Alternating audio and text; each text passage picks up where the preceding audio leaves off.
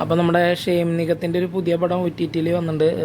2 ദിവസമായിട്ട് ഇറങ്ങിയിട്ട്, little hearts. ഈ പടം അധികം ശ്രദ്ധിക്കപ്പെട്ടിട്ടില്ല കേട്ടോ.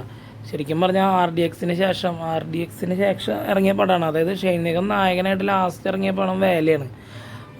പിന്നെ RDXൽ ഷെയിൻ നിഗവും പിന്നെ പെപ്പിങ്, നീരജ് മാധവൊക്കെ ഉണ്ടല്ലോ.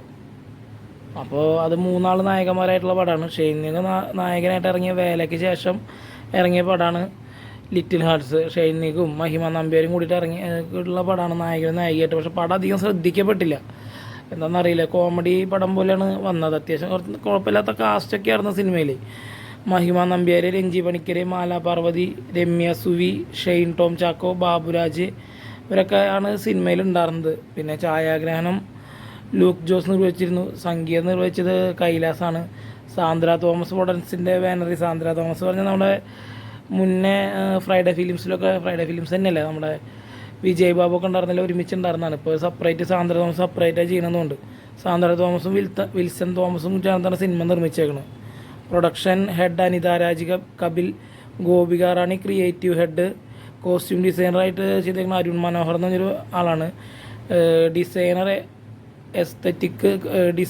എസ്തറ്റിക് കുഞ്ഞമ്മ. പിന്നെ കല Arun Jose. Creative director Dibil Dev. PRO Vazhoor Jose എന്നിവരൊക്കെയാണ് നിർവഹിച്ചേക്കുന്നത്. പടം ഒരു കോമഡി ലവ് എന്നുള്ള രീതിയിൽ വന്ന പടമാണ്. പക്ഷെ പടം അധികം ശ്രദ്ധിക്കപ്പെട്ടില്ല. എന്തായാലും ഇപ്പോൾ പടം OTT-ൽ വന്നേക്കാണ്. അപ്പോൾ ഏതോ OTT-ൽ എന്ന് ഞാൻ പറഞ്ഞുതരാം. 2 ദിവസമായിട്ടാണ് പടം റിലീസായിട്ട്. ഇന്നും നിലയൊന്നല്ല. പടം റിലീസായേക്കണത് നമ്മുടെ ആമസോൺ പ്രൈം. ഞാൻ ചെക്ക് ചെയ്യട്ടെ. ആമസോൺ പ്രൈമിലാണ് പടം വന്നേക്കുന്നത് കേട്ടോ. അപ്പോൾ എല്ലാവരും പടം കാണുക, അഭിപ്രായങ്ങൾ പറയുക. അപ്പോൾ അത്രയൊക്കെയാണ് വിശേഷങ്ങൾ. പുതിയ പടത്തിൻ്റെ അപ്ഡേഷനായിട്ട് വരാം.